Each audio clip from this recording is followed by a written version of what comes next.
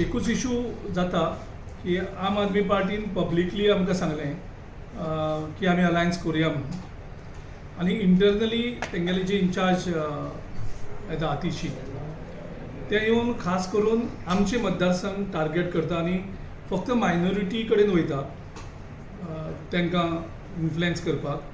आनी हें खास करून आमी पळयलें आमच्या लिडर ऑफ ऑपोजिशन युरिया आलिमांवच्या मतदारसंघ कुंकळे मतदारसंघात आनीक आमच्या एल्टनाच्या मतदारसंघात. म्हणजे आमच्या दोन आमदारांक त्या मतदारसंघात वचप आनी थंय मायनॉरिटीकूच टार्गेट करप, क्रिश्चन आनी मुस्लीम हांकां.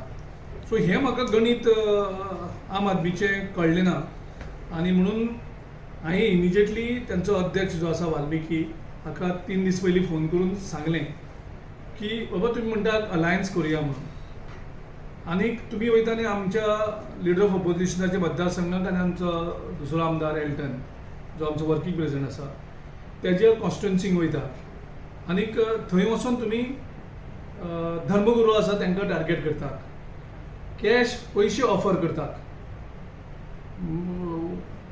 दवरतात.